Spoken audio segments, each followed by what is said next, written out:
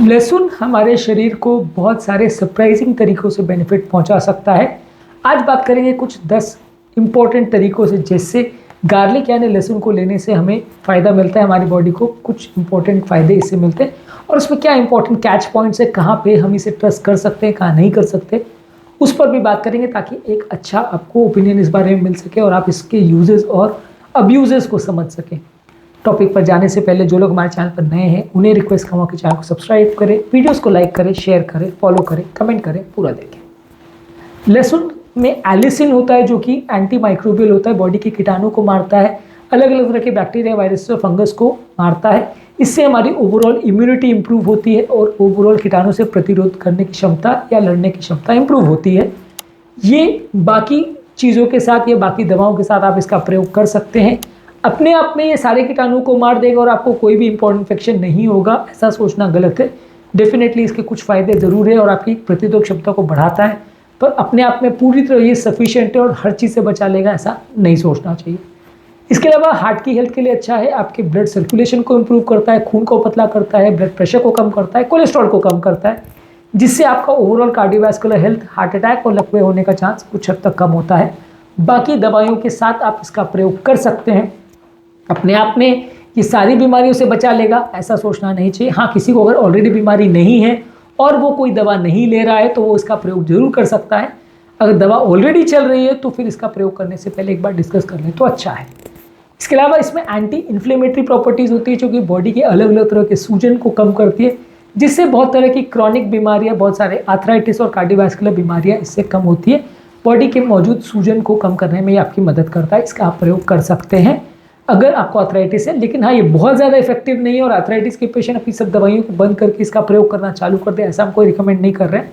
आप इसका प्रयोग कर सकते हैं, आपकी कुछ मदद होगी इससे। इसके अलावा कुछ तरह के कैंसर्स, खासकर पेट के और कोलोरेक्टल कैंसर जो कि बॉडी के ऑक्सीडेटिव स्ट्रेस से रिलेटेड होते हैं, उसको कम करने में मदद करता है। ऑक्सीडेटिव स्ट्रेस का मतलब बॉडी में मौजूद कुछ फ्री रेडिकल्स होते हैं जो हार्मफुल सेल्स होते हैं जो कि आपकी बॉडी को नुकसान पहुँचाते हैं, उनको कम करने में मदद करता है। तो ये थोड़ी आपकी मदद कर सकता है कैंसर प्रिवेंशन के लिए। वैसे भी देखिए, कैंसर प्रिवेंशन के लिए ज़्यादा कुछ चीज़ें अवेलेबल नहीं है, तो आप डेफिनेटली इसको ट्राई कर सकते हैं, ये आपको कुछ फ़ायदा करेगा। ब्लड शुगर को कम करने में मदद करता है। यदि किसी को इंसुलिन रेजिस्टेंस का प्रॉब्लम है या बॉडी में उसका डायबिटीज़ है या डायबिटीज़ टाइप 2 खास करें, तो बॉडी की इंसुलिन सेंसिटिविटी को इम्प्रूव करेगा, जिससे आपकी डायबिटीज़ से रिलेटेड प्रॉब्लम्स और diabetes related heart health, kidney का हेल्थ, ब्रेन का हेल्थ जो इफेक्ट होता है उससे बचाने में मदद करेगा। तो डायबिटीज़ वाले पेशेंट को लहसुन लेने से फ़ायदा होता है। इसके अलावा बॉडी को डिटॉक्सिफाई करने के लिए भी मदद करता है। अगर बॉडी में आर्टिफिशियल कुछ टॉक्सिन्स हैं जिसको एलिमिनेट करना और बॉडी खुद नहीं कर पा रही है, तो बॉडी के सर्कुलेशन को इम्प्रूव करके बॉडी को डिटॉक्सिफाई करने में मदद करता है। एक नेचुरल डिटॉक्सिफिकेशन प्रोडक्ट माना जा सकता है। इसके अलावा हमारे पेट के नेचुरल जो बैक्टीरिया है उसको इम्प्रूव करके हमारी पेट की नेचुरल हेल्थ को भी इम्प्रूव करता है। गट के जो पेट के नॉर्मल नेचुरल बैक्टीरिया है जिसको गट माइक्रोबायोम बोलते हैं, उसको इम्प्रूव करता है, जिससे कि बॉडी का सूजन कम होता है, आपकी ओवरऑल डाइजेशन इंप्रूव होती है और बहुत सारी बीमारियों से भी आपको बचाता है। तो ये भी इसका एक अच्छा फ़ायदा है, इसको लेने से आपकी नॉर्मल नेचुरल गट की पेट की बैक्टीरिया बढ़ती है।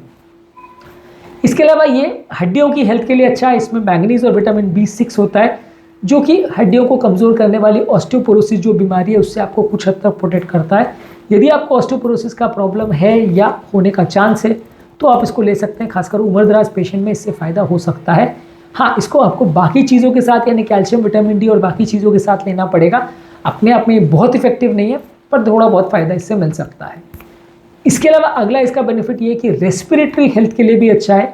यदि किसी व्यक्ति को रेस्पिरेटरी इन्फेक्शन है, कॉमन कोल्ड है, फ्लू है, कोविड जैसे इन्फेक्शन है, तो उस मामले में भी आपकी मदद कर सकता है कीटाणु से लड़ने में या बॉडी की इम्यूनिटी को बढ़ाने में थोड़ी बहुत ये मदद कर सकता है, जिससे फ्लू और इस तरह के रेस्पिरेटरी इन्फेक्शन इंप्रूव हो सकते हैं।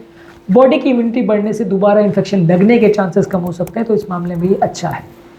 इसी तरह से स्किन के मामले में अगर किसी को एक्ने का प्रॉब्लम है और इस तरह के स्किन की कुछ बीमारियां हैं, तो वहाँ पे भी लहसुन को आप डायरेक्टली लगा सकते हो, इसमें भी ये मदद कर सकता है। लहसुन खाने से भी फ़ायदा मिल सकता है, क्योंकि एक्ने जैसी स्किन की बीमारियां जो है वो भी कीटाणु के द्वारा ही होती है और उस तरह के कीटाणु को मार करके ये आपको बेनिफिट पहुंचा सकता है, जिससे कि आपका बॉडी में ये स्किन से रिलेटेड एलर्जी या इन्फेक्शंस कंपेरेटिवली होने का चांस कम हो जाता है।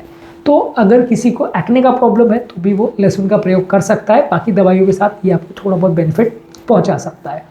तो आज के टॉपिक में हमने बात किया कि लहसुन के क्या सरप्राइजिंग बेनिफिट्स है, क्या क्या इसकी इंपॉर्टेंट चीज़ें हैं जहाँ पे ये आपको बेनिफिट करता है। लेकिन हाँ, ये सारी चीज़ों में आपको अकेले इस पर ट्रस्ट नहीं करना है कि ये अकेले सारी चीज़ों को ठीक कर देगा और आपको कभी कोई प्रॉब्लम नहीं आएगा और कभी कोई और दवा की ज़रूरत नहीं पड़ेगी, ऐसा नहीं है।